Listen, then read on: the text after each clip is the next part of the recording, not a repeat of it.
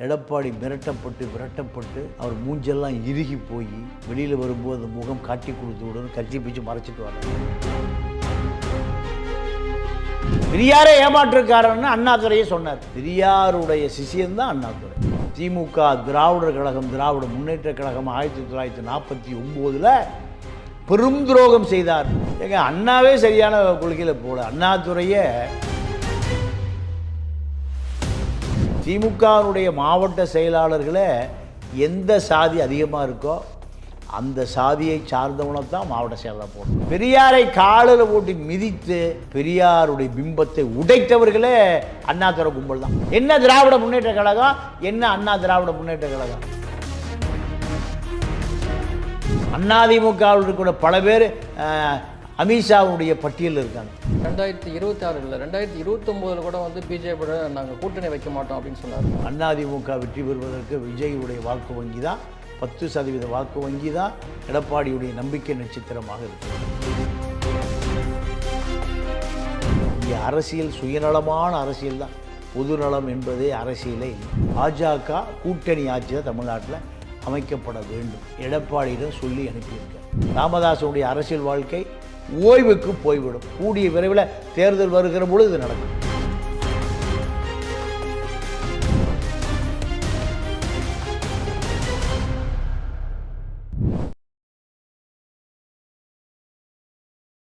வணக்கம், இது மக்கள் 369.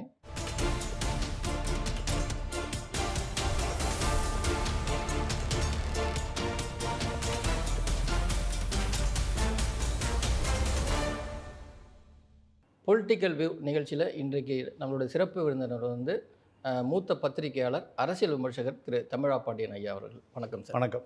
திமுக முப்பெரும் விழா கொண்டாடிட்டு இருக்கு. குறிப்பாக பெரியாருடைய பிறந்தநாள் அன்றிருக்கு. இந்த நேரத்தில் மயிலாடுதுறையில் சாதிய ஆணவ கொலை அப்படிங்கிறது இது மாதம் நடந்துகிட்டு இருக்கு. முப்பெரும் விழா சமூக நீதினு பேசுகிற அந்த திமுக சரியான கொள்கையில் போய்கிட்டு இருக்கா? ஏங்க, அண்ணாவே சரியான கொள்கையில் போல. அண்ணாதுரையை பெரியாருடைய சமூக நீதியை மறுபரிசீலனை செய்தார். பெரியாரே ஏமாற்றுக்காரன்னு அண்ணாதுரையே சொன்னார். பெரியாருடைய சிஷியன்தான் அண்ணாதுரை. பெரியாருடைய தொழில் நிறுவனங்களில் கணக்கு பிள்ளை வேலை பார்த்தவர் தான் அண்ணாதுரை.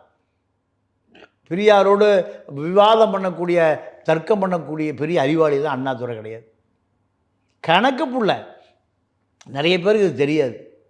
இவ எங்கே ரெண்டு பேர் முதல்ல சந்தித்தாங்கன்னா, திருப்பூரில் செங்குந்த முதலியார் மாநாடு. செங்குந்த முதலியார் இளைஞரணி மாநில செயலாளர் இந்த அண்ணாதுரை. அங்கே தான் பெரியாரை செங்குந்த முதலியார்கள் கூட்டம் போடுவேன். இந்த பையன் நல்லா பேசுகிறான், எனக்கு ஒரு உதவியாளர் தேவை. அப்போ காஞ்சிபுரத்தில் ஒரு ஜவுளி கடையில் கணக்கு புள்ள, எனக்கு இந்த பையனை அனுப்பு, நான் கூட்டிகிட்டு போகிறேன்னு கூட்டிகிட்டு வந்தார். பெரியாருக்கு பெரும் துரோகம் செய்தார். இந்த அண்ணாதுரை கும்பல் திமுக திராவிடர் கழகம், திராவிட முன்னேற்ற கழகம் 1949 பெரும் துரோகம் செய்தார். இந்த இயக்கம்தான் இன்றைக்கி ஆட்சியில் அதிகாரமாக திமுக, அதிமுக, மதிமுக, தேமுதிக இப்படி பல கட்சியை பெற்று போட்டுது. இது அத்தனையுமே சமூக நீதி, கடவுள் மறுப்பு, பெண்ணுரிமை, இப்படி பல விஷயங்கள்லேருந்து விலகி இப்போ எங்கே நிற்கிதுன்னா விஜய்கிட்ட நிற்கிது. இவர்களுக்கு சமூக நீதியும் தெரியாது, புண்ணாக்கும் தெரியாது. நீங்கள் திமுகவுடைய மாவட்ட செயலாளர்களே எந்த சாதி அதிகமாக இருக்கோ அந்த சாதியை சார்ந்தவனை தான் மாவட்ட செயலாளர் போடணும். தருமபுரியில் ஒரு தலித்தை மாவட்ட செயலாளர் போட முடியுமா? வன்னியரைத்தான் போட முடியும். கொங்கு பெல்ட்டில் கவுண்டரைக்கு தவிர அவர் அருந்ததியரை போட முடியுமா? அப்போ என்ன திராவிட கழகம்? நீ என்ன திராவிட முன்னேற்ற கழகம், என்ன அண்ணா திராவிட முன்னேற்ற கழகம்? திருநெல்வேலியில் முக்குளத்தோடு தான் மாவட்ட செயலாளர். ஒரு பல்லரோ பறையரோ போடவே முடியாது. இதுதான் இவர்கள் ஏமாற்று பேர்வழிகள், இவர்கள் மோசடி பேர்வழிகள். அதை நீங்கள் சாதாரண விஓ செய்கிறத முதலமைச்சர் செஞ்சிட்ருக்கார். பட்டா மாறுதல், ரேஷன் கார்டு மாறுதல் யார் செய்வாங்க? ஒரு விஓ செய்வான். இதை முதலமைச்சரே செய்கிறார். இந்த நாடு எவ்வளவு சட்ட ஒழுங்கு கெட்டு போய் கிடக்குன்னு பாருங்கள். முப்பெரும் விழா என்பதே நீங்கள் பெரியாரையும் அண்ணாவையும் ஏமாற்றியதை சொல்ல வேண்டியது சொல்லுவதில்லை. அந்த முப்பெரும் விழாவில் வந்து பூஜை போட்டு தான் வந்து மேடையை வந்து அமைக்கிறாங்க சார். அதாவது பெரியாருக்கு கொண்டாடுற ஒரு விழாவில் வந்து புரோகிதர்கள் வச்சு பூஜை போட்டு ஆரம்பிக்கிறத நீங்கள் எப்படி பார்க்குறீங்க? இல்லை, பெரியாரை ஏமாற்றுவதற்கு தானே பயன்படுத்துகிறேன். பெரியாரை சொன்னால் தங்களுக்கு ஒரு தத்துவார்த்தத்தின் பின்னால் தாங்கள் நிற்பதாக பெருமைப்படலாமே தவிர, பெரியாரை காலில் போட்டு மிதித்து பெரியாருடைய பிம்பத்தை உடைத்தவர்களே அண்ணாதுரை கும்பல் தான். முகவரி இல்லாத அண்ணாதுரை கும்பல் தான். இன்சியிலே இல்லாத அண்ணாதுரை கும்பல் தான். பெரியார் பெயரை சொல்வதற்கு இவர்களுக்கு 1% கூட தகுதி இல்லை. அரசியலில் வந்து நிரந்தர நண்பனும் இல்லை, நிரந்தர எதிரியும் இல்லைன்னு சொல்லுவாங்க. ஆனால் வந்து பாமகவில் வந்து அப்ப மகன் அப்படிங்கிறது, அதாவது அன்புமணி ராமதாஸ், டாக்டர் ராமதாஸ், இவங்களுக்குள்ள இவ்வளோ பெரிய பகை வர்றதுக்கு காரணம் என்ன சார்? என்ன சொத்து தகராறு தான், வேறு ஒன்றும் இல்லை. பாமக ஒவ்வொரு கட்சி கூட்டணி சேருகிற பொழுது குறைந்தது 300 கோடி ரூபா கொடுப்பான். நாடாளுமன்ற தேர்தலில் 300 கோடி ரூபா சின்னம்மா வீட்டுக்கு போயிடுச்சு. சுசீலா அம்மா வீட்டுக்கு எடப்பாடி சிவி சண்முகம் வழியாக கொண்டு போய் இறக்கி வச்சிட்டார். 300 கோடி போனதை முதல் வீடு சரஸ்வதி அம்மா அன்புமணியால் பொறுத்து கொள்ள முடியவில்லை. இந்த ராமதாஸ் இந்த முதியவர் சின்ன வீட்டில் கொண்டு பணத்தை வைக்கிறார, இவரை வீட்டில் ஒழித்து விட வேண்டும் என்று கிளம்பிய சண்டை தான் அப்பா மகன் சண்டை. இப்போ பாமக முழுசை யார்ட்டு வந்து சேர்ந்துருச்சு? அன்புமணியிடம் சேர்ந்து விட்டது. ராமதாஸ் கூடிய விரைவில் தனிமைப்படுத்தப்படுவார். ராமதாஸுடைய அரசியல் வாழ்க்கை ஓய்வுக்கு போய்விடும். கூடிய விரைவில் தேர்தல் வருகிற பொழுது இது நடக்கும். அப்பா மகன் சண்டையே அதிகாரத்தை பிரித்து கொள்வதான், ஆஸ்தியை பிரித்து கொள்வதான், எஸ்டேட்டுகளை பிரித்து கொள்வதான், தோட்டந்துறவுகளை பிரித்து கொள்வதான். முட்டாள் மக்கள் ஓட்டு போட்டுருவான், வன்னியர் ஓட்டு போட்டுருவான். குண்டடிப்பட்டு செத்து போன 25 வன்னியர் குடும்பம் என்ன ஆச்சுன்னே தெரியல.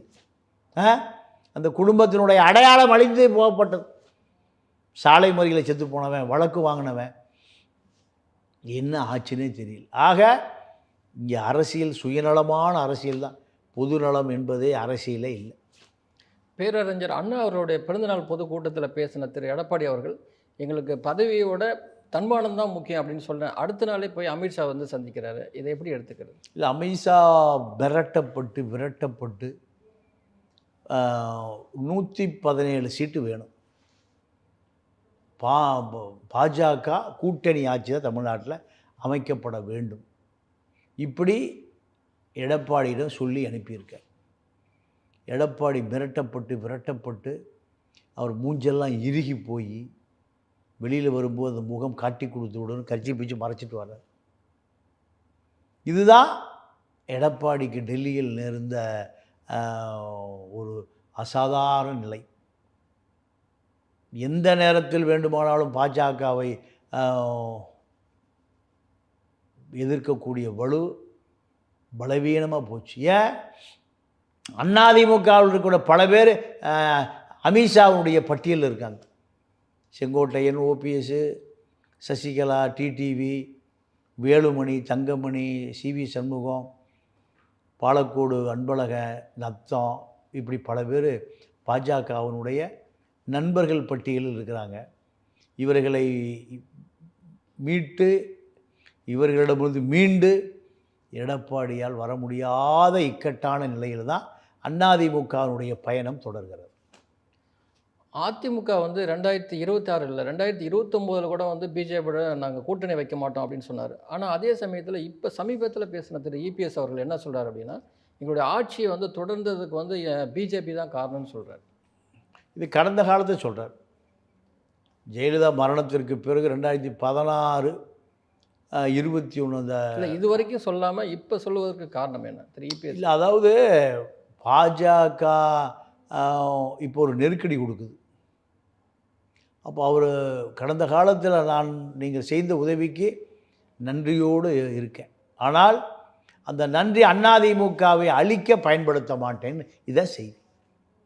நீங்கள் அண்ணாவுடைய நினைவு தினத்தில் அண்ணா சிலைக்கு முன்னாடி என்ன சொல்கிறாருன்னா, ஆட்சி அதிகாரம் முக்கியம் இல்லை, எங்களுக்கு எது முக்கியம்?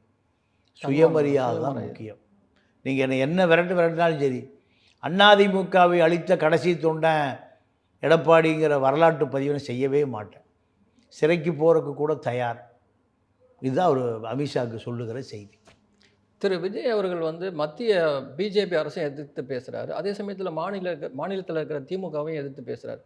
ஆனால் அதிமுக பற்றி எந்த விமர்சனமும் வைக்கல. ஒருவேளை வந்து பிஜேபியோட ப்ரெஷரில் அதிமுக விஜய் வந்து கூட்டணி வர்றதுக்கான வாய்ப்புகள் இருக்கா? இல்லை, 100% அதுக்கு வாய்ப்பு இருக்குது. எடப்பாடி எப்படியாவது விஜயகாந்த் ஜெயலலிதா பர்ச்சேஸ் செய்ததைப் போல் கடைசி நேரத்தில், எப்போன்னா அது உங்களுக்கு தேர்தல் 26 தேர்தல் நேரத்தில் எது வேண்டுமானாலும் நடக்கும். அதுக்கான சாத்தியக்கூறுகள் இல்லாமல் போய்விட்டதுன்னு சொல்ல முடியாது, வாய்ப்பு இருக்குது.